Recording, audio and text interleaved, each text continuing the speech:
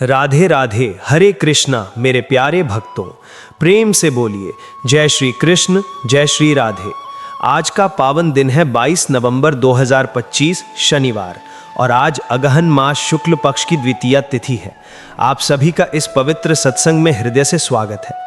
आज हम मार्गशीर्ष मास महात्म्य का 17वां अध्याय श्रवण करेंगे, लेकिन उससे पहले कान्हा जी की दो परम भक्त कृष्णाबाई और दुर्गा माँ की लीला सुनकर अपना मन पुलकित कर लेंगे और फिर सीता माता के नित्यनेम की अद्भुत कथा भी सुनाएंगे। तो आइए आंखें बंद करें, मन को एकाग्र करें और डूब जाएं भक्ति रस में। सबसे पहले सुनिए, समुद्र तट के एक छोटे से गांव में रहती थी कृष्णाबाई, बूढ़ी माँ। उनका असली नाम था सुखिया, पर कृष्ण भक्ति इतनी गहरी थी कि गांव वाले प्यार से कृष्णाबाई कहने लगे। एक छोटी सी झोपड़ी में रहती थी।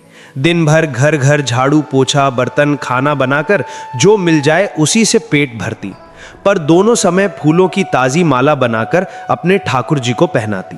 घंटों उनसे बतियाती। लोग कहते बुढ़िया तो पागल हो गई है।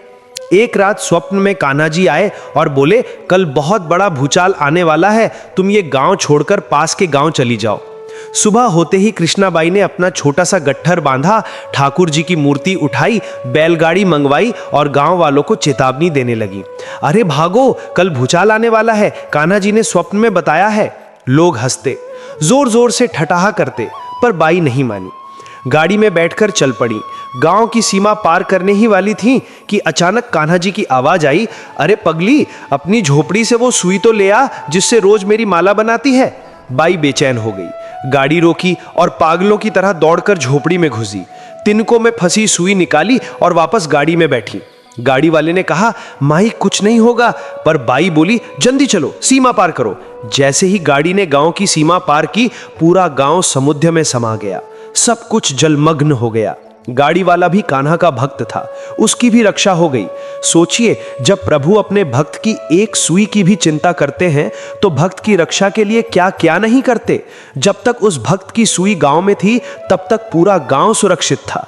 इसीलिए कहा जाता है, अगर इस दुनिया में एक भी सच्चा संत या भक्त न रहे तो ये संसार कब का नष्ट हो जाता।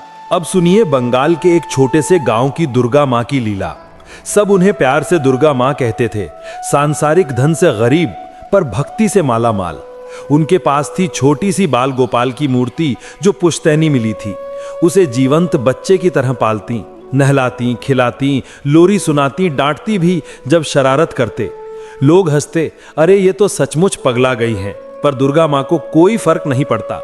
एक साल भयंकर अकाल पड़ा, फसलें सूख गईं, भोजन खत्म हो गया, दुर्गा माँ के पास भी कुछ नहीं बचा।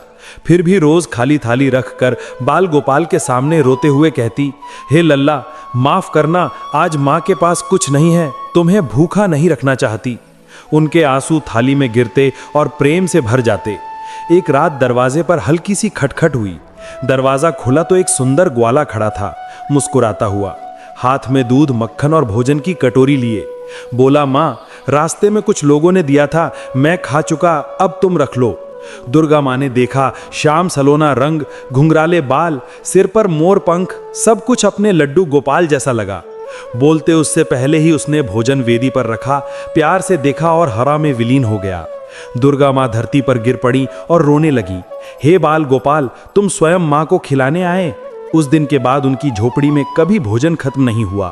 बाहर अकाल था पर अंदर बाल गोपाल कभी भूखे नहीं रहे।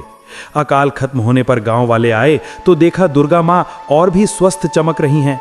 पूछा, माँ तुम कैसे जियो? दुर्गा माँ मुस्कुराई, बोली, जब माँ का लाल ही माँ को अपने हाथों से खाना खिला दे तो भला और क्या चाहिए। आज भी उस स्थान पर छोटा सा मंदिर है जहाँ भक्तों को दिव्य उपस्थिति का एहसास होता है। अब सुनिए सीता माता के नित्यनेम की चमत्कारी कथा। एक बार श्री राम जी को बाहर जाना पड़ा। सीता माता बोली, मेरा 12 साल का नित्यनेम है, आप नहीं होंगे तो किसे सुनाऊंगी। राम जी बोले, सीते, कुएं की जगत पर बैठ जाना, जो भी पानी भरने आए उसे कहानी सुना देना। सीता माता कुएं पर बैठ गईं। एक स्त्री आई, रेशम की जरी वाली साड़ी, सोने का घड़ा। सीता माता बोली, बहन मेरी 12 साल के नित्यनेम सुन लो। वो बोली, नहीं, मुझे देर हो रही है, सास डांटेगी। घर गई तो साड़ी फट गई, घड़ा मिट्टी का हो गया। सास बोली, ये दोष किसका ले आई बहू? बहू बोली, कुएं पर एक औरत थी, कहानी सुनाने को कह रही थी, मैंने नहीं सुनी। अगले दिन सास खुद उसी साड़ी घड़े के साथ कुएं पर गई। सीता माता मिली, बोली, बहन कहानी सुन लो। सास बोली, एक बार नहीं 4 बार सुनूंगी। सीता माता ने सुनाई, राम आए लक्ष्मण आए, देश के पुजारी आए, नित नियम का नेम लाए। आओ राम बैठो राम, तपी रसोई जीमो राम, माखन मिश्री खाओ राम, दूध बताशा पियो राम, सूत के पालना मोठो राम, शाल दुशाला पोठो राम, शाल दुशाला ओढ़ो राम।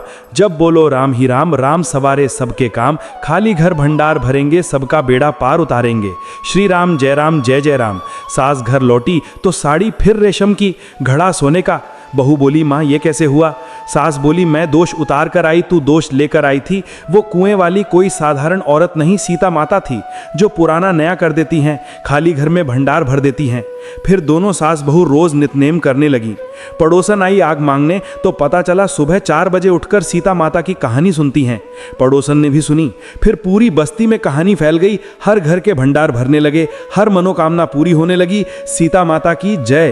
प्रिय भक्तों, अब श्रवण कीजिए मार्गशीर्ष मास महात्म का 17वां अध्याय।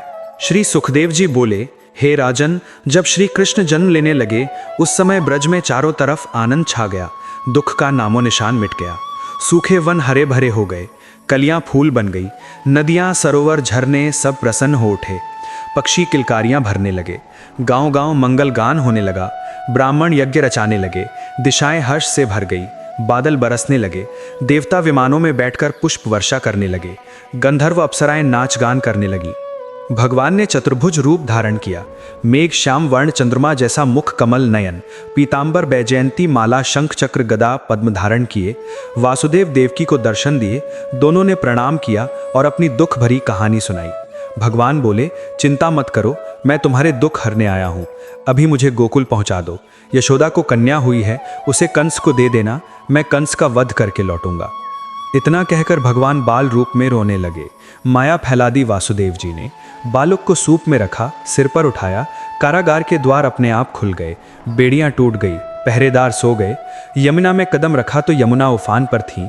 जैसे जैसे आगे बढ़े पानी बढ़ता गया, जब नाक तक पानी आया तो कृष्ण ने छोटा सा पांव बाहर निकाला, यमुना को छुआ और यमुना शांत हो गई। गोकुल पहुंचे, सब बेसुध थे। कृष्ण को यशोदा के पास सुलाया, कन्या लेकर वापस आए। कारागार में बेड़ियां फिर लग गई, कन्या रोई, पहरेदार जागे, कंस को खबर दी। कंस दौड़ा आया, कन्या छीन ली। देवकी ने बहुत विनय की, पर कंस ने पत्थर पर पटकने को उठाया तो कन्या आकाश में उड़ गई और बोली, अरे मूर्ख, तेरा वध करने वाला तो जन्म ले चुका। कंस घबराया, वासुदेव देवकी से क्षमा मांगने लगा। बेड़ियां कटवाई, दोनों को महल में आदर से रखा। फिर भी डर के मारे ब्राह्मण गऊ बालक हरि भक्तों को मारने लगा। अब सुनिए सूर्य भगवान की कृपा की एक और लीला। एक गरीब ब्राह्मण रोज सूर्य पूजा करते पर कमाई नहीं करते। ब्राह्मणी तंग आकर रोज झगड़ती, पड़ोसी ताने मारते। एक दिन ब्राह्मण जंगल में सूखे पीपल के नीचे बैठे पूजा कर जल चढ़ाया। जल जैसे ही पीपल की जड़ और सूखे तालाब में गया, पीपल हरा भरा हो गया, तालाब लबालब भर गया। सूर्यदेव प्रकट हुए, बोले, वर मांगो। ब्राह्मण डर गए। रोज वही आवाज आती। ब्राह्मण दुबले होते गए। ब्राह्मणी जंगल आई, सारा हाल सुना, बोली, कल सब मांग लेना।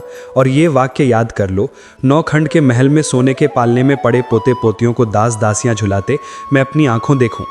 अगले दिन ब्राह्मण ने वैसा ही मांगा। सूर्यदेव बोले, एक बार में सब मांग लिया। तथास्तु।